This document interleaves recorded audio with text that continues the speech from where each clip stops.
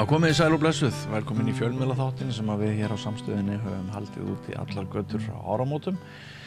Það eru tímamót í dag, ég í fyrsta skipti með blaðamann frá Morgunblaðinu og gaman að því.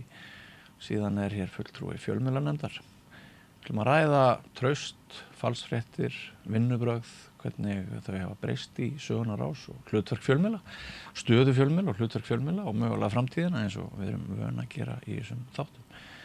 En verið velkomin bæði tvö, Skúli Geirdal hjá fjölmiðlanefnd og Ásdís Ásgeirsdóttir, blaðamaður og ljósmyndari. Að byrja á því að spyrja þig hvort þér séu margir blaðamennar eins og þú, þar sem þú bæði tekur viðtölu fólk og myndar að þau, viðfengið þín.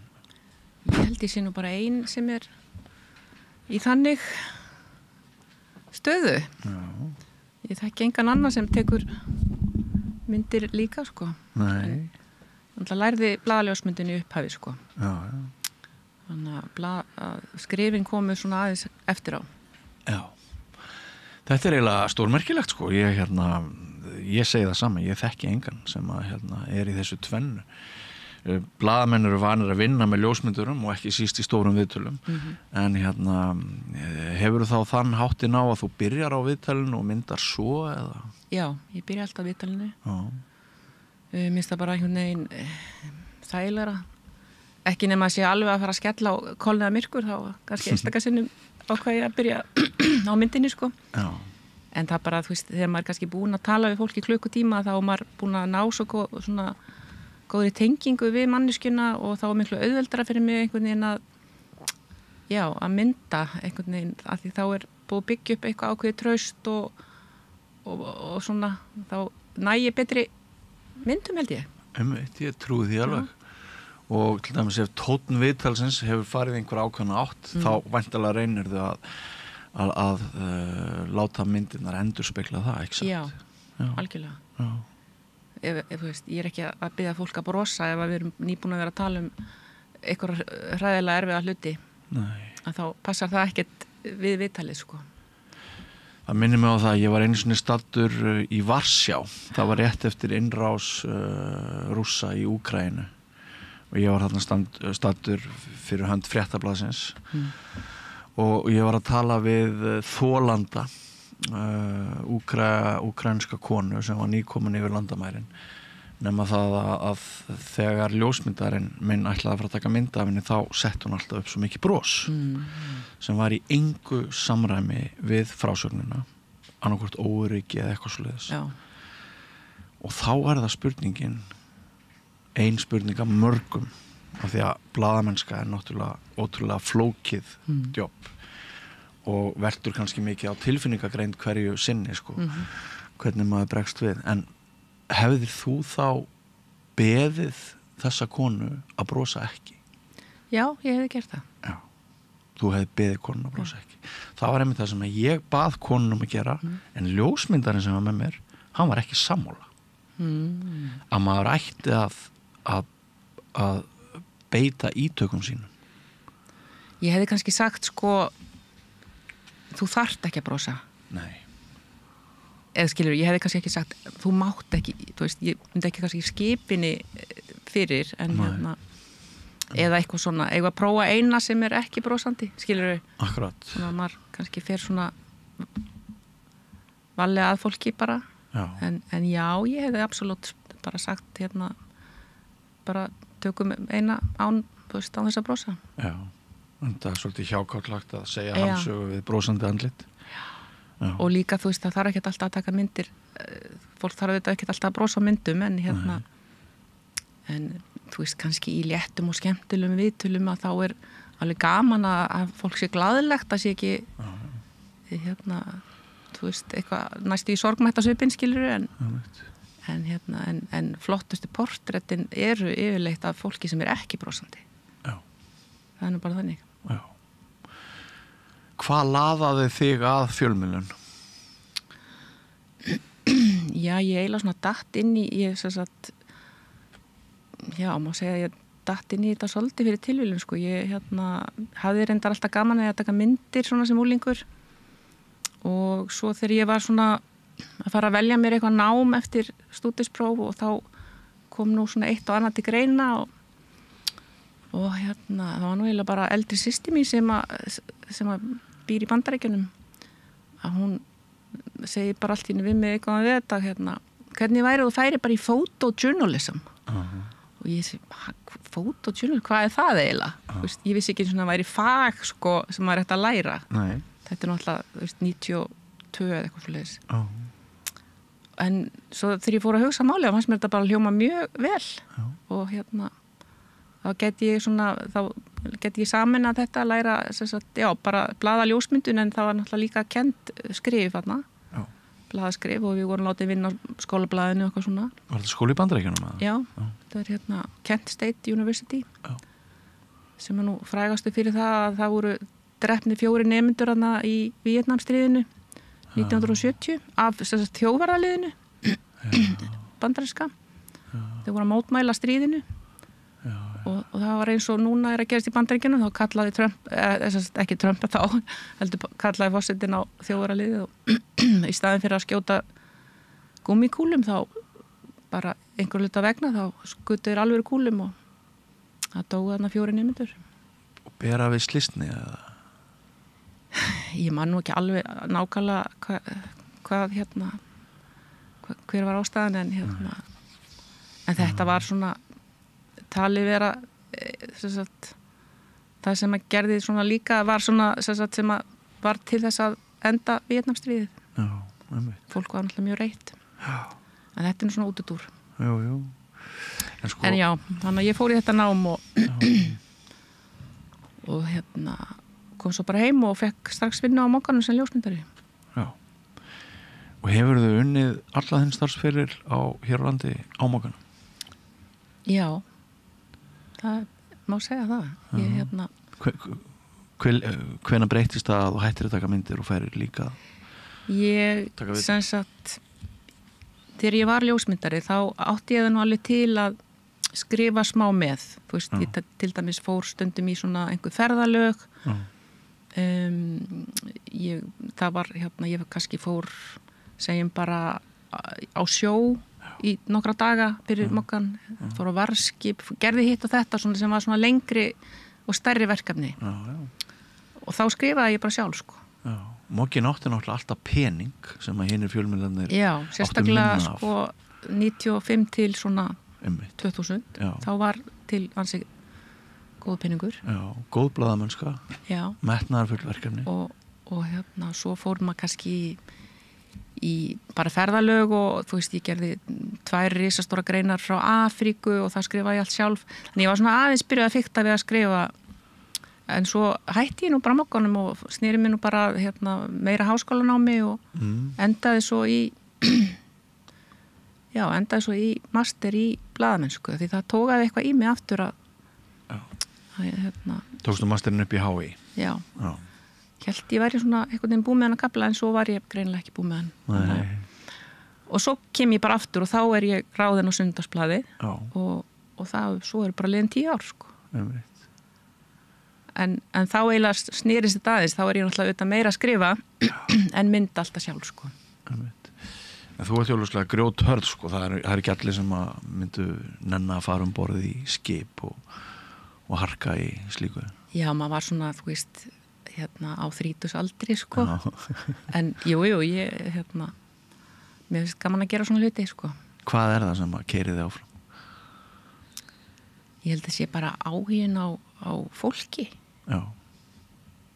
og hérna, bara mér finnst hérna bara fólk svo áhugavert mér finnst að þú veist fólk, það er að gera svo margt skemmtilegt og óvænt og skrítið og skemmtilegt sko Ég til dæmis núna nýkomin úr hérna hringferð. Ég ger þetta líka í hitti fyrir að ég bara það er bara mín hugmynd, má ég skreppa eina hringferð og bara ná í viðmælendur út á landi. Og hérna ég fór núna fínt að fara í maí, það var svona ekki eins mikill túrismi og svona. Og þá bara finn ég viðmælendur út allt land og hérna þar finnum maður líka oft fólk sem er að gera svo ótrúlega áhugaverða hluti. Og það er fínt að ég fer bara ein og ég fer bara með myndæluna og upptökutakið sko. Hvað ertu lengi hringinn. viku. Og gistir hótelum og gistir heimilum og Já, ég bara gisti Mókin borgar það? Já, ég verð nú að segja ég nú bara mjög sparsöm fyrir höndmökkans Já, ég trúi því alveg. og gisti nú bara já, svona fæ svona afslætti hjá vinn og vandamönnum líku við, eða fæ inni hjá vinn og vandamönnum á hringferðinni, sko. Þarna þekki ég hlutverk blaðamannsins. Já, maður ekkert, þú veist, ég ekki að gista á einhverju, Nei. einhverjum 5 stjörnu hótelum. Nei. En sko Alls ekki. En þú ferðu svona út á land og ertu þá búin að ákveða fyrirfram allt viðmælanda settið eða? Já, svona, þú veist, ég kannski með langan lista. Já. Og svo maður svona að reyna að ná í fólk og auðvitað ekkert allir við. En þetta endaði samt alveg, þú veist, þetta endaði kannski í 15 viðtölum. Já. Og þau svona mislöngum auðvitað. En auðvitað voru ekkert allir heima sem voru á listanum mínum, sko. Ertu þá núna með hráefni, sko, getur við vænst þess að í október kannski fá við viðtal sem þú tókst í? Nei, ég eiginlega, sko, ég búið með eiginlega allt nema kannski 2 svona minniháttar. Já. En það eitthvað að koma núna á næstu 2 vikum. En það búið að koma núna alveg, þetta svona, kannski kemur í svona 4-5 vikur, eitthvað í hverju blaði, sko. Já. En október kannski svolítið langt, mér finnst það nú aðeins svo langt að bíða með viðtal í marga mánuði, sko. Já.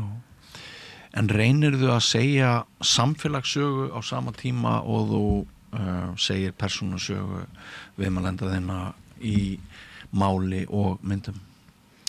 Ég held að sé náttúrulega kannski oft sem að það gerist bara sjálfu sér, sko. Ég er svona kannski meira að fókusera á fólki sjálft og þeirra sögu. Já. En svo kannski fer bara eftir hvernig saga fólksins ég meina það getur alveg endurspeglað eitthvað sem að gerast í samfélaginu eða þeirra bæjarfélagi eða hvað sem það sko. Já. Þannig að kannski ég veit það ekki, ég held að þetta er svona kannski svona eitthvað sem maður myndi kannski fyrir eitthvað sjá ef maður horfið tilbaka. Já. Þegar maður, þú veist, ég veit, ef maður myndi rýna í það aftur, þú veist, aftur í tíman, þá kannski, já, þetta var nú akkurat að gerast hérna á þessum tíma. Já. Ég veit ekki hvort ég sjái það svona akkurat Nei. á meðan ég að taka viðtölina. Því þetta eru yfirleitt bara svona mannleg viðtöl og getur náttúrulega bara fjallað alls konar. Bara... Já. En þarf maður ekki að vera samfélagspólitískur og með einhverja sýn til þess að maður hafi einhvern áttavita hvernig spurninga þú spyrð, hvernig þú rammar inn, hverju þú sleppir og svo framvegis. Erum við ekki öll samfélagspólitísk við blaðamenn í þessum bransa? Og þar ger ég mikinn greinamun á flokkspólitísk og samfélagspólitísk. Af því þú nefndir áðan hérna, þessar nemendur sem voru skotnir sko. Og ég held að sé ekki að ástæðalausu sem þú nefnir það. Það er einhver réttlætiskennd þarna og það er einhver samfélagspólitík í þér. Já, ég bara ábyggilega sko. Ég veit ekki alveg hvernig hvað þú ert að fara sko með þessar spurningu. Ég er kannski að fara í þá átt að ég trú ekki á hlutleysi blaðamanna. Nei. Fagleg hlutlægni er aðeins skárra hugtak en hérna ég held að við höfum aldrei verið hlutlaus og ég held að hlutlaus blaðamaður sé ónýtur blaðamaður, algjörlega gagslaus, hann veit ekkert til hvað hann mætir í vinnu á mótana og mér hefur fundist núna í seinni tíð að þessi sko að starfið sé að breytast og vegna þess hvað það er bara erfitt að hanga í bransanum. Störfum hefur fækkað svo svakalega og rekstra hlutskipti flestra fjölmiðla er svo vont að þá held ég að hérna, við færumst alltaf lengra og lengra frá þessum meinta hlutleysi. Það er það sem ég er að pæla. Já. Hvað segir það? Já, ég segi bara sko að mín viðtöl eru bara einhvern veginn oft svo persónleg þú veist þannig og ég auðvitað bara reyna að nálgast það bara einhvers konar fagmennsku og alúð og þannig að ég veit ekki alveg þú veist hlutleys, ég meina auðvitað bara engin manneskja kannski getur verið 100% hlutlaus. Nei. En allavega svona pólitískt séð myndi ég segja að ég er ekki að blanda mikið pólitík inn í eða minni skoðun einhvern veginn inn í viðtölin en, þú veist, en eins og þú segir, það er kannski engin hlutlaus og það er ekki þetta auðvitað gæti það verið hvernig maður spyrir eitthvað, ég veit það ekki sko, en ég er náttúrulega ekkert í hörðufréttunum sko. Nei. Þannig að Hörðufréttunar á Mogganum hafa einmitt verið til umræðu hér í þessum þáttum frá áramótum. Já. Og þú getur náttúrulega bara sleppt í að taka þátt í þeirra umræðu og sagt hérna, ég vil ekki tjá mig um þetta eða get ekki tjá mig um þetta. En sko, sumir hafa komið hér bara mjög ánægðir með vendingar í fréttastefnu Moggans og sagt bara nú er Moggin bara orðin gagnrýni blað aftur af því að það eru stjórnvöld við lýði sem að Mogganum líkar ekki við og sýnir þarna sinnir aðhalds- og eftirlitshlutverkinu með miklum bravúr eins og blaðið hefði nú átt að gera þessa áratugi sem að Sjálfstæðisflokkurinn var í ríkisstjórn og allt það. Já. En aðrir segja að þetta sé hægt að vera blaðamennska, þetta sé bara orðin einhver sirkus og það er þeim spennt á það að sumir blaðamenn á Mogganum eru flokksbundnir eru sjálfstæðismenn og yfirlýstir hvert er þitt take á þetta ef eitthvert? Já, sko ég veit ekki hvað skal segja en ég meina það eru þetta bara alls konar fólk á Mogganum og alls konar skoðanir og alls ekkert allir sem að vinna á Mogganum eru sjálfstæðismenn. Nei. Það sé bara allir gangur á því þú veist, fólk kannski heldur það en það er ekkert svoleiðis, við erum bara fjölbreyttur hópur eins og á hverjum öðrum vinnustað sko. Ég kannski kýsa að tjá mig ekki um nýju eins og þú kallar það nýju stefnuna eftir að ný ríkisstjórn tók við. Nei, ég skil það en þetta er áhugavert og allt finnst mér þetta að spyrja svona nýrra spurninga framtíð fjölmiðla aukin polarisering sem að mér finnst vera og þá nú komið að þér Skúli að leggja spilin á borðið þú varst að kynna fyrir okkur eða þið hjá fjölmiðlanefnd voruð að kynna fyrir okkur skýrslu í síðasta mánuði sem sagði að við svona treystum fjölmiðlum heldur í aðdraganda alþingiskosningarna í fyrra miða við 21 sko, og það er svolítið talað falsfréttir og annað slíkt en það hefur meðal annars komið fram í viðtölum við þig og fleiri að kannski sé skilgreiningin á falsfrétt ekki endilega á hreinu ef að byrja þarna, hvað er falsfrétt? Falsfrétt er meira og minna hugtak sem við notum í dag að því við skiljum að þetta er fölsk frétt en það er svo mikil einföldun í rauninni á því sem við erum að sjá í umhverfinu okkar við höfum annað hugtak sem heitir upplýsingaóreiða og þá erum við að gera greinamun á því er verið að beita upplýsingum vísvitandi til að hafa áhrif á þína skoðanir eða eru þarna mannleg mistök en það er þá falsupplýsingar og misupplýsingar og meinupplýsingar hún skiptist í rauninni í þrennt sem er miklu betra en þegar við erum að spyrja í rannsóknum hvort það sé upplýsingaóreiðu þá er ekki vissum að við höfum þennan skilning á þessum þremur þáttum upplýsingaóreiðu og jafnvel er upplýsingaóreiða oft notu sem hugtak bara svona óskipulag í upplýsingum þannig að þetta er allt svolítið á reiki þannig að þess vegna höfum við notað falsfréttir en það eins og getur alveg gerst á öllum miðlum er að það geta farið út rangar upplýsingar út af mannlegum mistökum en það er ekki þessi falsfrétt sem er verið að beita til að hafa áhrif á skoðanir fólks en upplifun okkar eru þetta svo að við erum að sjá mikið af fréttum sem eru falskar eða upplýsingum sem við teljum rangar eða ósannar og það er auðvitað svona viss vandamál sem geta fyllt því í umhverju okkar en það er ekki bara inn á fjölmiðlum, þetta er inn á samfélagsmiðlum, þetta er inn á neti og þetta fyrst og fremst inn á samfélagsmiðlum og neti þá förum við inn í spurninguna gerum við nógu mikið greinamun á fjölmiðli og samfélagsmiðli í dag áttum við okkur á því hvernig fjölmiðlar starfa og öllum þeim siðareglum og fagmennsku sem að það ríkir þannig að þetta er auðvitað vandasamt en þegar við erum komin inn í umhverfi þar sem við sjáum mikið einhverjum falsfréttum og ósannindum það getur dregið úr traustinu á upplýsingavettvanginu sem við erum inn á og það er vandasamt eitt dæmi til dæmis varðandi falsfréttir í aðdraganda kosninga við spurðum út í það hvaða falsfréttir ert að sjá því flesti þátttakendur sögðust að það sé falsfréttir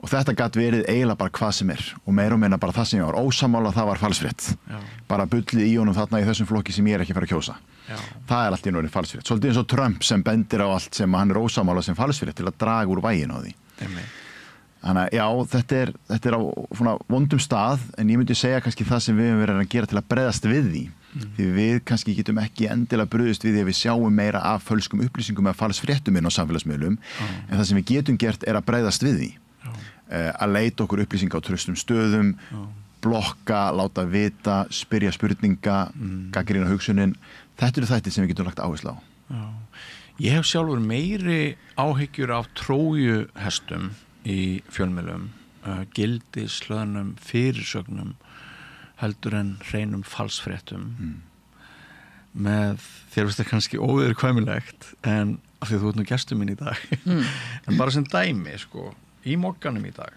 varar við boðun villutrúar biskups fyrirsögn þarna engin fyrirvari á því hver sakar hvern villutrú hefði einhvern tímann verið og fleiri dæmi mætti nefna sem að mér finnst núna sko, mér finnst að það hafi orðið ákveðin vatnaskil og mér finnst að sko erindi fjölmiðlanna sé að verða skýrara og sterkara þú þekkir þetta, við erum núna að hafa smá áhyggjur af sýn að útgerðaröflin sé að taka sýn yfir eins og hermt að útgerðaröflin sé með fréttadeild Moggans í vasanum sko og stöð eins og þessi nýtur gríðarlega vinsælda en hefur haft mjög sterkar pólitískar tengingar því vonandi að ljúka, segi ég og það það besta sem geti komið fyrir þessa stöð og það alltaf það besta sem geti að mínum að komið fyrir bæði fjölmiðil og samfélagið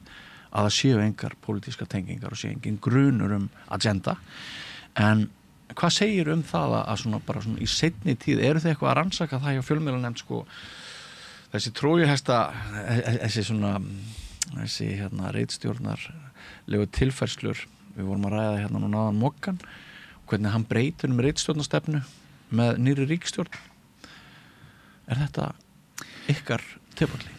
Við í rauninni reynum að bara rannsaka fjölmiðla umhverfið á Íslandi og það alltaf spurning, alltaf þegar maður fær gögn í hendunar hefur maður með fleiri spurningar og svo oft það sem okkur skortir sko samanburður milli ára, þannig oft erum við að reyna að draga einhverja ályktanir eða skoða einhverja vísbendingar úr gögnunum eins og við höfum þau því við höfum ekki þetta gagnasett til margra ára en jú, við reynum auðvitað að reyna að setja fingur á þetta umhverfið sem alltaf að breytast og það mikill hraði í því líka og lítil skil á milli fjölmiðlar að nýta sér samfélagsmiðla til að koma sínu efni á framfæri það mikill hraði þá myndum og fyrirsögnum auðvitað beitt til þess að ná athygli það auðveldara að skilja fjölmiðlinn eftir og að hætta að lesa hann heldur en að skilja samfélagsmiðlinn eftir það sem ég með tengslanetti mitt og afþreyinguna og annað slíkt það skýrsla sem á leiðinni núna í vikunni frá okkur og þá erum við að skoða hvort að í huga fólks fjölmiðlalandsins séu óháðir í sinni umfjöllun og það mjög athyglisvert að skoða þau gögn í hliðsjón af því hvort fólk hægra megin eða vinstra megin pólitískt. Já, segðu okkur fréttir. Það gríðarlega mikill munur á því hvar í rauninni okkur finnst miðlar vera óháðir eða hlutlægir eða traustir. Já. Og þetta auðvitað eitthvað sem við erum að skoða líka með hliðsjón af því hvernig við sjáum umhverfið í Bandaríkjunum þar sem við erum bara með hægri og vinstri miðla við erum ekki komin þangað en við þurfum auðvitað miðla sem ná til fólks bæði vinstra og hægra megin á spektruminu en við sjáum til dæmis mikinn mun að RÚV hefur mikið traust öðru megin en dettur svolítið niður listan þegar þú ert farin að skoða út frá hægri pólitískum skoðunum. Minna traust frá fólki sem aðhyllist hægri stefnu. Já, heilt yfir, eru vísir og... Hefur það ekki alltaf verið þannig? það svo það spurningi, við höfum ekki sko gagnasetti endilega til aftur í tíman sko. Þannig að það hefði verið mjög gaglegt og dýrmætt. Þannig að við erum auðvitað svona að lesa í vísbendingar þarna. Vísir á Bændablaðið virðast tróna svolítið ofarlega, bæði hægri og vinstra megin. Morgunblaðið gríðarlega mikið traust, miklu meira traust á hægri stjórnmálaskoðunum. Þannig að þetta er auðvitað áhugavert að skoða allt saman sko. En ertu að segja að Vísir og Bændablaðið séu með svona jafnasta trú landsmanna? Svona ef við erum að skoða hægri og vinstri, þá eru þeir svona almennt séð hátt uppi. Ekki endilega samt, en RÚV fer alveg í sko, efsta sætið hjá þeim sem með vinstri stjórnmálaskoðanir. Já, skoðar eitthvað þennan fjölmiðil hér, samstöðuna? Já, hann er þarna á lista hjá okkur að sjálfsögðu líka. Og ekki bara róttæklingar sem að trúa að samstöðinni? en svo það líka, sko, svo erum við að spurja úti að eru miðlarnir óháðir. Og þá sérstaklega líka ef það eru miðlar sem eru með tengingar til dæmis við pólitíkina, þá gæti það sérstaklega haft áhrif á það hvar við metum og þarna. Þannig að spurningin kannski ekki frábærlega orðu hvað það varðar. Þeir miðlar sem eru með beina tengingu við einhverja pólitíska tengingu. En svo kemur auðvitað, það ekkert bannað að vera með pólitíska tengingu ef það bara upp á borðum og við vitum af því. Og þess vegna þessi skrá sem við erum með yfir eignarhald fjölmiðla mjög mikilvæg. Og í rauninni miklu heilbriðar að hafa það upp á borðinu heldur en trójuhæsta starfsemi. Það er algjörlega þannig. Og ég er ekkert viss að margir viti af til dæmis inn á fjölmiðlanefnd þessi skrá yfir eignarhald á fjölmiðlum sem hjálpar okkur aðeins að átta okkur á því hver á miðlana og þá getum við þetta bara að lesi miðlana með það í huga, bak við eyrað. Og það er ekkert að segja að það hafi áhrif á alla umfjöllun á miðli, alls ekki. Þetta er athyglisvert að skoða. Á sama tíma sjáum við samt að traust almennt á fjölmiðlum fer upp. Sem er ákveðin mótsögn. Já, það er svona spurning af hverju það er. Traust er ekki aukast á stjórnvöldum eða dómsvöldum, það er aukast á fjölmiðlum. Líka traust á lýðræðinu. Það er að fara upp og trú á lýðræðinu sem er líka mjög áhugavert í þessu landslæði sem við erum í núna. Við erum að sjá fólk segja okkur í rannsóknum, við erum að sjá falsfréttum beitt til að hafa áhrif á kosningar og við treystum fjölmiðlum ekkert sérstaklega til þess að vera með hlutlæga umfjöllun í aðdraganda kosninga en sko trú á lýðræðinu fer mikið upp og traust á fjölmiðlum fer líka upp sko. Þetta er mjög fyndið. En á sama tíma það samt einmitt í þessu umhverfi sem við búum í núna með allar þessar falsfréttir. Við sjáum einhvern veginn eiginlega öll gervigreindin að skipa stærri og stærri sess inn á netinu. Ungmenni sem ég tala við eru hreinlega farin að tala erum við að skemma internetið. Þetta eru bara bottar að tala við botta og það er eiginlega engu treystandi þarna inni. Hverju geti þá treyst? Er ekki lykilatriði fjölmiðlar í þessu umhverfi? Jú, og ætla að sé kannski þannig að ef ég hef bara einn fjölmiðil sem ég treysti og halla mér að og ég hef bara ákveðið að ég ætla bara að trúa upplýsingu sem koma fram í þessum fjölmiðli. Ætli það geti leitt til þess að ef ég er spurður traust til fjölmiðla þá bara segja já, það er aðeins meira núna heldur en það hafi verið af því ég er búin að finna mér einn fjölmiðil til að fylgja. Veistu hvernig? Þetta er allt upplifunar spurningar.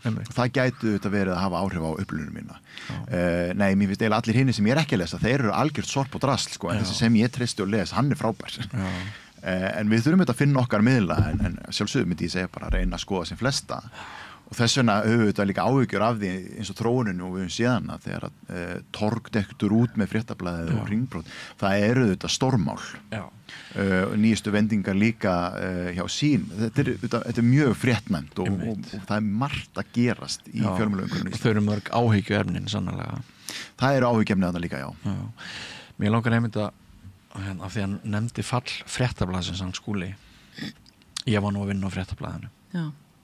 Þetta var ótrúlega morgun. Ég var með 4 mál í pípunum og ég var bara í símanum sko. Það var búið að brjóta eitthvað að efninu mínu fyrir Laugardagsblaðið. Þetta var á föstudegi þegar bara fundur og neyðafundur, skyndifundur og 5 mínútur seinna þá bara liggur fyrir að það verður ekkert blað og það verður ekki fleiri blöð og ég gleymi aldrei sko þessum tilfinningu. Fyrst voru það persónlegar og ég er naturlaus og þarna var nú þegar búið að fækka ansi mörg störf en svo fór ég að hugsa samfélagið og ég bara hugsaði með mér já, skildi eitthvað koma í staðinn og það hefur ekkert komið í staðinn og þarna er risastórt sár, gat í íslenskri þjóðarsál að mínum mati.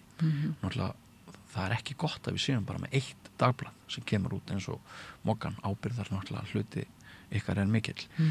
En mér langar til að spyrja þig núna, af því að sumir þóttu sjá einhverja þórðargleði upp í hádegismóum og hvernig leið ykkur, hvernig leið þér þegar þú heyrðir að Fréttablaðið kemur loftið? Ég man bara, fyrst maður var náttúrulega bara hissa og svona, já, þetta var auðvitað bara svona sjokkrandi frétt. Já. Þú verður ekki glaðst í þínu hérsta? Nei, ég held að það hefði nú ekki verið þannig, sko. Nei. Þetta var náttúrulega stór samkeppnisaðili og það var náttúrulega svolítið skrítið að hann sé bara farinn á einu degi. Já. Ég meina, sko, þú veist, ef ég hugsa bara þú veist, mig, sérsagt, eða það sem ég er að skrifa, að þá náttúrulega var alltaf Helgablaðið og ég var náttúrulega með Helgablaðið og þetta var náttúrulega svona ákveðið kapplaup, sko, hver nær þessum aðila í viðtal. Þú veist, við erum oft að tala við fólk sem er að gera eitthvað, þú veist, aðalleikarinn í dag eða hvað sem það er og og ég meina stundum var Fréttablaðið búið að ná viðmælanda, ég ringi kannski á þriðjudegi og segi, nei, ég er að fara í viðtal í Fréttablaðið bara. Fréttablaðið skúpaði þig? Já, og svo náttúrulega. Stundu skúpaðir þú Fréttablaðið? Ég veit það. Þannig að og svo einstaka sinnum sem var náttúrulega alveg hræðilegt kom það fyrir að við vorum kannski með sama viðmælanda, þú veist, af því að viðmælandinn svona gleymdi að segja manni að síðleysi viðmælanda. Að hann gleymdi að segja manni að hann var líka búin að fara í viðtal hjá Fréttablaðinu, sko. Og þá var þetta kannski viðmælandi sem hafði hag af því að viðtali væri tekið við hann. Já, þetta var náttúrulega mjög slæmt. Þetta eru skítalega, sko. En fólk er ekki kannski endilega viljandi, það bara áttar sig stundum ekki á því. Þetta er ekki endilega eitthvað illa meint hjá viðmælandanum, sko. Nei, kannski það einhvern veginn þekkir ekki alveg umhverfið og bara, já, ég var bara beðin að koma í við, þú veist. Þannig ég er nú ekki að dissa viðmælendur endilega, en varðandi Fréttablaðið, þá var þetta svolítið skrítið að já, hvað var það allavega Sunnudagsblaðið og Helgablað Fréttablaðsins, að þá datt þessi, auðvitað, samkeppnisaðili bara datt út og já, þetta er bara sérkennilegt, sko.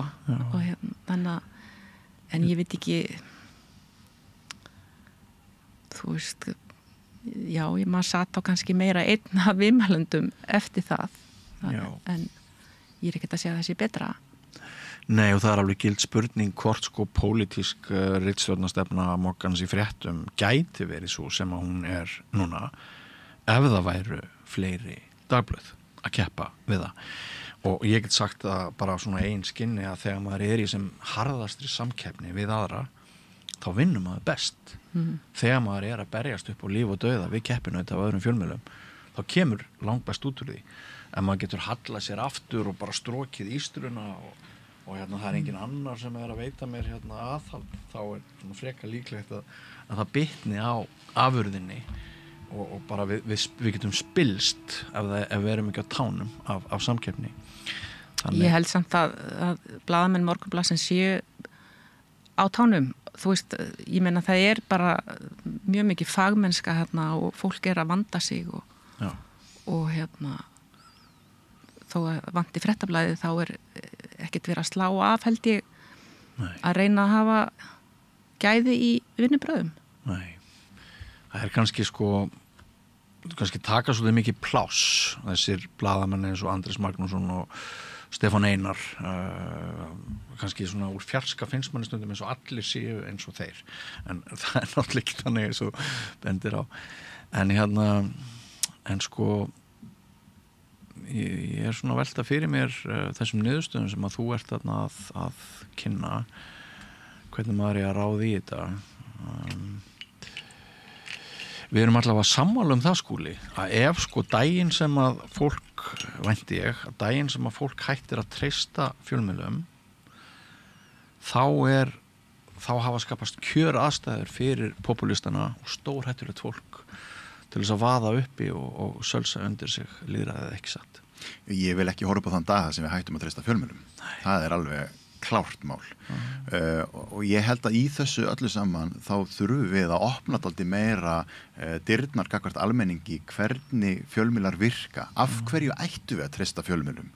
Að við skiljum hvaða vinnsla fer í fréttirnar og þar vinni margt og fjölbreytt fólk en ekki kannski bara þessi andlit sem við sjáum einna helst fyrir hvern og einn miðil. þetta skiptir allt saman máli, samstaða miðlana líka, þeir séu ekki að því þeir eru í samkeppni líka og þá hættan auðvitað að þeir fara að tala hvern annan niður og við fyrir svolítið að éta þetta umhverfi að innan í samkeppni bitan á markaði, í samkeppni viðtöl eða áskriftir eða auglýsingatekjurnar. Það er auðvitað vont. Það er vont þegar við sjáum pólitíkina tala niður fjölmiðla sem að fjalla á einhvern nátt eða veita þeim aðhald í þeirra störfum og tala jafnvel að beita sér og taka styrkja fjölmiðlum að því þeir eru óþægilegir eða sinna hlutverki sínu. Við sjáum til dæmis eins og á þessum skala yfir fjölmiðlafrelsi í Evrópu að við erum ekki að staðsetja okkur alveg nógu vel þar. Hröpum svolítið niður þann lista. Það eru auðvitað að því að við erum ekki alveg að gæta nú vel að þessu umhverfi hér þegar við sjáum stóra miðla þetta út af markaðinum. Við þurfum svolítið að líta inn á við hvernig erum við að tryggja það að blaðamenn á Íslandi geti sinnt sínu starfi, að séu öruggi sínu starfi, sé ekki að fá á sig ákæru hérna að því ég var að fjalla eitthvað málefni og svo þarf ég allt í einu að standa í dómsal til þess að verja mál mitt og hef ekki kannski endilega miðlina að verja mig. Þetta er áhugjefni. Það er áhugjefni hvernig við tölum almennt fjölmiðla og þeir eru svolítið að narti hvern annan. Þannig að við þurfum svolítið öll saman held ég bæði við sem erum að vinna í rannsóknum á fjölmiðlum, þau sem eru að starfa inn á fjölmiðlum í að reyna markvisst að efla traust á fjölmiðlum. En er ekki ónefnd mesta ógnin sem stafar að blaðamönnum og blaðamennsku sem er bara fækkun blaðamanna? Að það hlýtur að skapast freistni vandi hjá þeim fáu útvöldu sem verða eftir í staðist að séu mörg hundruð manns mjög öfluga ritstjórnir eins og á okkar gósen árum, við getum farið áratugi aftur í tíman og borið saman tíman að tvenna, að þá er þetta orðið svo mikið hark að það hlýtur að vera freistni vandi. Blaðamenn er ekkert heilagar kýr, þeir eru ekkert held ég sterkari siðferðislega á svellinu heldur en annað fólk. Það getur skapað svo hætta að þeir fari í einhverja átt til þess að vernda lífsbjargir sínar eða bara til þess að hafa áfram lífsbjargir og með þessari fækkun sem orðið hefur, er þetta ekki alls stærsta vandamálið? Þetta er þetta mjög stór vandi að sjálfsögðu.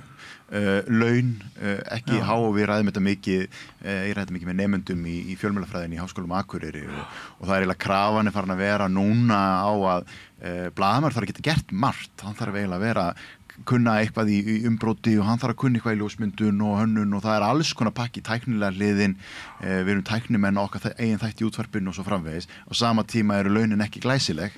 Á sama tíma hef ég áhyggjur að því hvort er ég að fara að lenda hérna í einhverju kulnun eða er ég að fara að lenda með stórfyrirtæki á mig inn í dómsal eða er betra fyrir mig að leita í eitthvað annað starf. Þannig að sjálfsögur er þetta gríðarlegt áhyggjefni og sérstaklega þegar fólk sem er að mennta sig í fjölmiðlafræðum eða blaðamennsku horfir í önnur störf. Við viljum auðvitað að þetta fólk geti unnið við sitt fag inn á íslensku fjölmiðlum. Já, mikil atgerðisblæðing núna bara fyrir skemmstu við stjórnarskipti og svo hefur líka alltaf vanist því að það sé bara í lagi og komið tilbaka, ég veit ekki hvort það er rétt. En Ásdís, hvað eigum við að hvað finnst þér þessa umræðu? Heldur við séum næmari fyrir því, viðkvæmari fyrir því að víkja frá góðum gildum blaðamennskunar á tímum eins og þeim sem við erum að upplifa núna heldur en svona góðaristímum þegar var miklu meiri peningur inn í bransanum, þegar áskrifenda fé var töluvert, þegar auglýsingafé lag ekki lengur út fyrir, var ekki byrjað að leka út fyrir landsteinana eins og núna önnur hver króna. Þetta eru stóra spurningar. Já, hvað segir, hvort við séum næmari fyrir hvort starf blaðamann sem sé viðkvæmara núna heldur vegna þess að það steði að svona rekstralegar og ógnir í víðari mæli, kannski ekki hjá ykkur á mokanum, þið hafið kannski alltaf, þið þurfið aldrei að óttast að komi launum mánaðamót en það eru nokkri fjölmiðlar sem geta ekkert verið vissir en það er náttúrulega fer enginn í blaðamennsku til að vera ríkur þetta er nú held ég svolítið svona hugsjónastarf þú veist, fólk fer í þetta áhuga þú ferð ekki til þetta eða ætlar eitthvað ég myndi verið í einhverju öðru starfi mér langaði að vera rík en en já, ég veit ekki alveg hvað skal segja. Nei, Svo snýst þetta oft kannski líka bara sko blaðamennina sjálfa, þeir sem að skrifa fréttina, og við sjáum það náttúrulega í kommentakerfum og öðru að við erum svolítið að ráðast á þann sem að flytur okkur fréttina eða skrifaði fréttina. Skjóta sendibóðan eins og það kallast. Já, og það kannski líka þetta kannski einmitt, ég alveg sammálaður að maður fer í þetta starf af hugsjón meira heldur gróðasjónarmiði, en það kannski það að maður hafi einhverja bjargir og einhverja varnir þegar árásirnar byrja að dynja á manni, bara einfallega fyrir það að vinna vinnuna sína. Ég held að ég hafi farið í þetta starf á sínum tíma.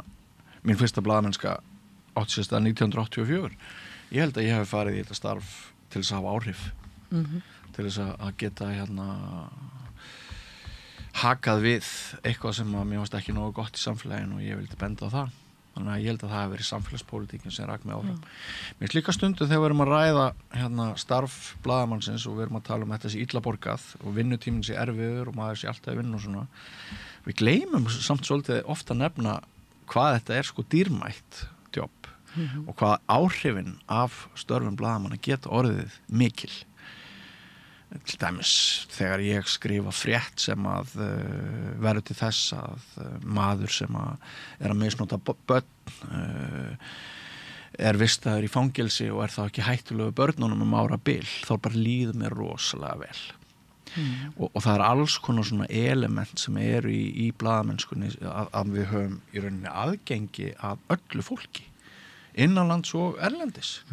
Þetta er ótrúlega forréttinda staða og mér finnst sko margt alveg sérstaklega eftirsóknarvert í starfi blaðamannsins sem við tölum alltaf lítið við tölum of mikið neikvæðu hliðarnar, hvað launin séu lág og vinnutíminn erfiður og rekstrarumhverfið og allt það. Þetta ekki sammála þessu, Ásdís?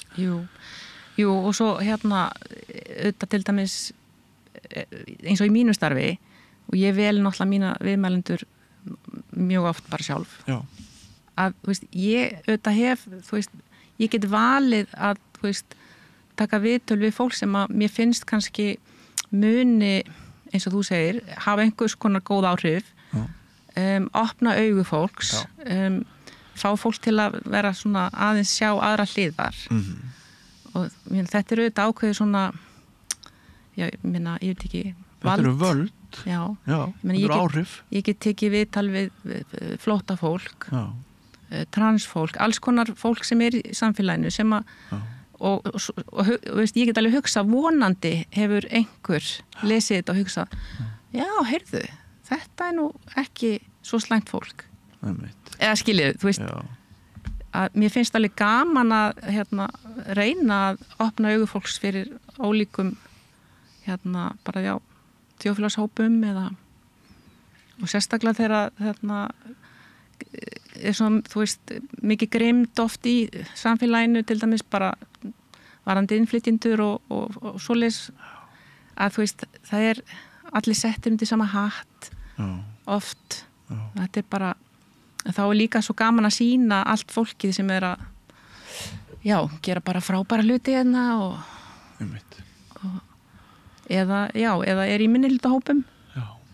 Ég reyna alltaf ég reyna að passa mig á að taka þannig viðtöl alltaf í og með sko. Það er þetta hugtak sem er ekki ólítið talað sem er sko constructive journalism og það eru ekki talað bara það að vera alltaf einhverja jákvæða fréttir eða bara skotti sem er í lok fréttatíma heldur við séum að finna hennan uppbyggilega vingil á fréttum og þetta eru þetta mjög dýrmætur vingil og þegar ég var í fjölmiðlum og eiginlega þegar ég hlustaði tala hringferðina þína þá fór ég að hugsa nú langar mig að fara aftur að vinna á fjölmiðli því að þetta er ótrúlega dýrmætt og bara þegar maður á þessari ferð það var líka, maður kom eiginlega líka með sko raskati fullt af sko efnum í næstu ferð bara af samtölum fólkið, myndu svo að tjekka hann bjössa þetta næst, hann byrjar að búið til ís hérna og þá er maður komið með fleiri sögur maður að lyfta fólki upp það upplifir að það sé einhver að taka eftir því sem það er að gera að það skiptir máli fyrir samfélagið, drífur þau áfram þannig að þetta svona konstruktiv, svona uppbyggilega sín því meðan við erum með meir og minna fréttirnar í kringum okkur neikvæðar þá missi ég líka að trúa þeim ég get ekki boðið mér upp á þessu nútíma samfélagi að vera að horfa á fréttatíma sem eru bara neikvæðir og með kannski einni krútfrétt í lokin við þurfum meira af svona uppbyggilegum fréttum til þess líka að lyfta trausti. Svo reynir blaðamennskan á óbúslega margt hún reynir á næmi, hún reynir á tilfinningagreind það er svo margt valið sem á sér stað, ekki síst þegar þú ert að taka viðtöl. Í hvaða átt er ég að hlusta nógu vel? Í hvaða átt getum við farið? Já. Og mér langar aðeins vinnubræðarlega svona þáttur, svona umræðaverðin og alltaf svolítið kaotísk, hún er svona bland í póka, fer út alltaf vantar stundur svolítið fókusinn. En eitt af því sem að mér langar þeim að ræða við þig áður en við ljúkum þessum þætti, sem verður nú að gerast innan örfára mínúta. Það er til dæmis sko, leyfirðu þínu fólki að lesa yfir viðtölin? Já, sérstaklega ef þetta eru svona stærri viðtöl sko. Og ef fólk segir eitthvað í viðtölinu sem að það áttar sig á því að kemur því illa að það hafi sagt, en þú veist samt að það er rétt, leyfirðu því þá að breyta því? Sko, ég lendi nú bara ekkert mikið í akkurat þessu sko. Ég verð nú bara að segja það. Fólk er kannski meira svona bara kannski örlítið að vanda betur málfarið eitthvað svoleiðis. En mér finnst nú ekki oft að fólk taki út einhverja heila skoðun eða eitthvað svoleiðis sko. Nei. En þannig ég get eiginlega ekki tekið dæma því sko. Nei. Leyfirðu fólkinu að ráða fyrirsögninni? Nei. En er það eina sem er svona háheilagt í viðtalinu? Þú Já. ræður, já. Annað getur fólk snikkað aðeins til. Já. Þú veist að það er líka til þeir blaðamenn sem að segja, nei, ég bara, ég get lesið upp yfir þig svona, þú veist, en þú átt ekki að fá að, það er ég sem er sérfræðingur í þessu og ég veit betur en þú hvernig á að skrifa á rammin þetta viðtal. Sko, að því ég er náttúrulega þetta er svona mest svona mannleg viðtöl og persónleg. Já. Human interest. Þá finnst mér einhvern veginn að þegar að fólk lesi yfir að sko fólk er ekkert að breyta miklu. Nei. Þetta er stundum bara eitthvað ein og ein setning sem við vil taka eða bæta við eða eitthvað. Já. Í flestum tilvikum er mjög lítið breytt. Já. En það sem er kannski breytt er þá oft bara til batnar. Já. Að því að fólk segir, já, ég glemdi að ég ætlaði að segja frá þessu, þannig að má ég bæta þið inn í, já, fínt bara. Og þú veist, þannig ég hef ekki oft, eða ég held ég bara aldrei upplega það að viðtalið verði eitthvað verra, þó við komum til að fá eitthvað aðeins að pota í það. En þegar umræðir harðari fréttaviðtöl og viðkvæm og umdeild mál, eru þið þá með sömu reglu þeir sem eru í fréttunum á Mogganum og við á fréttablaðinu að við litum ekki þannig á sem að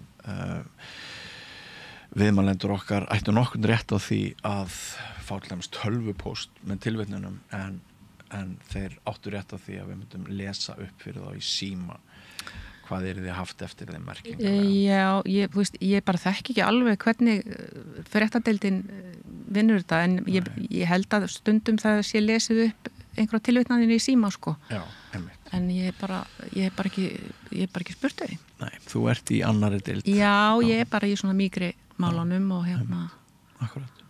En ég meina, ég hef líka alveg tekið viðtöl bara við stjórnmálumenn og það er bara engin, þú veist, það er bara ekkert sem þeir vildu breyta. Eða skilur við, þannig að þetta er ekkit En sumpart er svona er efni í beinni útsendingu og þáttur eins og þessi sem er algjörlega ókliftur, við klippum aldrei neitt efni, það er eiginlega alveg saman hvað gerist þótt þú myndir skella vaskflöskunni þarna á rauðaborðið og við færum að þurrka upp vatni þá myndum við sennilega bara ekkert klippa það að sumpart er þessi tegund af fjölmiðla efni svo sannasta en dýftin hins vegar sem að er í þínu djópi og að snurfusa og að fókusera og struktúrera að það er náttúrulega mest að vinnan það er mest að vinnan að skrifa þetta sko og reynir á þar færðu tækifæri til fagfræði og merkingar sem að er erfiðar að gera svona í beinni útsendingu ekki satt.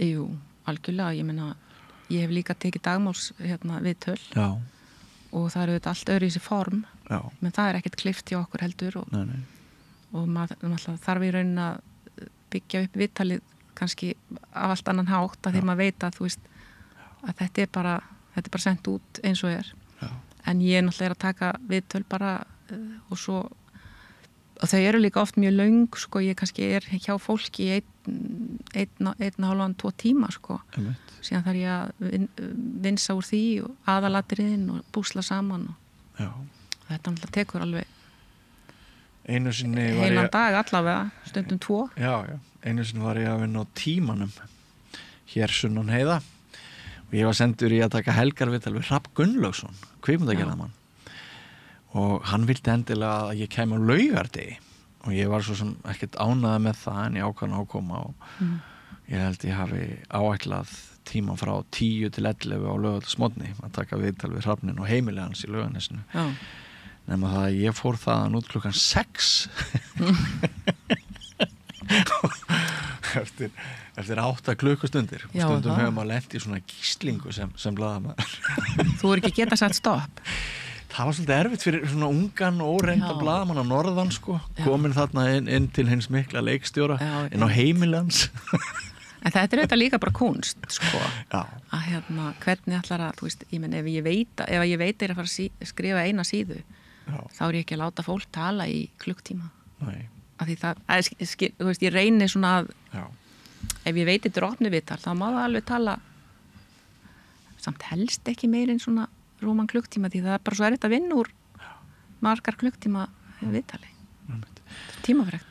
En veistu Ásdís, að því hér var nú að tala um samstöðu blaðamanna, það sem ég finnst skemmtilegast við þennan þátt okkar hér er að það búið að vera gaman að kynnast þér. Við höfum aldrei hist, það er ekki rétt hjá mér og ég hef svona aðra mynd á mokkanum við að kynnast þér og heyra hvernig þú vinnur.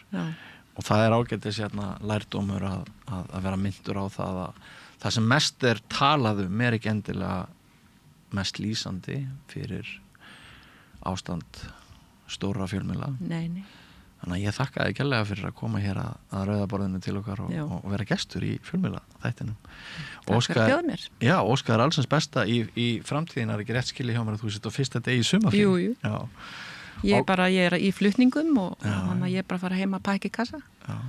Og ég er þér sem viðmælanda mjög þakklátur fyrir að þú í sumarfríinu þínu komir sem gestur og það minnir mig og þig kannski leiðin á það hvað við eigum allt alla okkar vinnu undir öðru fólki að fólk sé tilbúið að koma og spjalla við okkur. Kannski bara kann ég ekki segja nei. Og það sé eins með viðmælendur þína þegar þú hringir í þá. Já, svo hugsa maður stundum líka ég er líka að reyna að fá viðmælendur og það sem betur fyrir að segja nú svona flestir já en á maður þá sjálfur að segja nei Þú ert að hugsa svipað á ég þegar kemur fyrir að einhver fjölmiðill hringir í mig og biður að koma í viðtal sem mig langar ekki til þess að taka þátt í þá hugsa ég stundum you have to practice what you preach þú veist bara, hvað er það ef við ættum sjálf að sitja hjá en allavega Ásdís, kæra þakki fyrir komuna. Takk. Skúli, það búið að vera gaman að fá þig hvenær myndu kynna svona formulega þessa skýrslu með þessum áhugaverðu niðurstöðum sem að varst að nefna? Þetta er bara eins og allt hjá okkur að það eru fáar hendur sem eru að vinna mörgu verk þannig að þetta kemur nú svona í seinni hluta vikunnar myndi ég halda skýrslan. Ég er bara í umbroti núna, ég er fjölmiðlafræðingur og grafískur hönnu þannig ég sé alla grafíska vinnu og umbrot fyrir okkur líka þannig að þetta er svolítið eins og fjölmiðlastarfið maður þarf að geta gengið öll verk. Ég veit. Ég kann ekki umbrot, en kannski þyrft maður að læra það. En nú þurfum við líka að læra á gervigreindina. Já, ég er aðeins byrjar að nota hana, eins með ykkur. Já, svona mjög lítið, sko. Já, það er nú bara efni heilan þátt myndi ég segja en ég myndi segja við viljum byrja að vinna með hana við þurfum að byrja að vinna með hana og kunna á hana við þurfum að hætta þeir sem setja varnagla á gervigreindina við sem á móti nýsköpun og tækniframförum, það er ekki þannig við þurfum að hafa varnagla á henni og við þurfum að móta okkur stefnu fyrir það hvernig við ætlum að vinna með hana áður við vöðum og stað og dælum hann inn öllum okkar gögnum. Það nýjasta með gervigreindina er að hún hafi skrifað einhverja ræður sem voru fluttar á eldhúsdeginum menn hafi séð sko stílíst þetta verður hálfgerð leðja sko oft sem kemur frá gervigreindinni hún er náttúrulega ekki með nef fyrir stíl oft sko og Ég sjáum þetta í skoðanagreinunum núna, bara ef við förum að skoða merkin þá þetta í skoðanagreinunum sem við erum að lesa mjög mörg merki það að gervigreindin hafi skrifað hana texta og þetta þá skoðanagreinin mín eða var gervigreindin að búið það til fyrir mig En svo það nú annað að ég hef nú skrifað helling af greinum fyrir þjóðþekkt fólk sem ghostwriter þannig að á undan gervigreindinni var fólk eins og ég sem að skrifaði greinar og ræður fyrir fólk í háum stöðum sem að fekk til sín ghostwritera en það önnur saga Það staður og stund fyrir allt sko að fá náttúrulega aðstofa sig, vera með gagnrýna hugsun á hana og gera hana sínu, það nauðsynlegt En frábært að fá okkur bæði tvö í heimsókn, kæra þakkir fyrir komuna og ekki fara langt kæru hlustendur og áhorfendur því þátturinn heldur hér áfram eftir andartak Með því að ganga í leigjendasamtökin styður þú baráttu leigjenda. Leigjendasamtökin eru fyrir öll þau sem vilja vinna að réttlæti og öryggi á húsnæðismarkaði. Leigjendasamtökin.is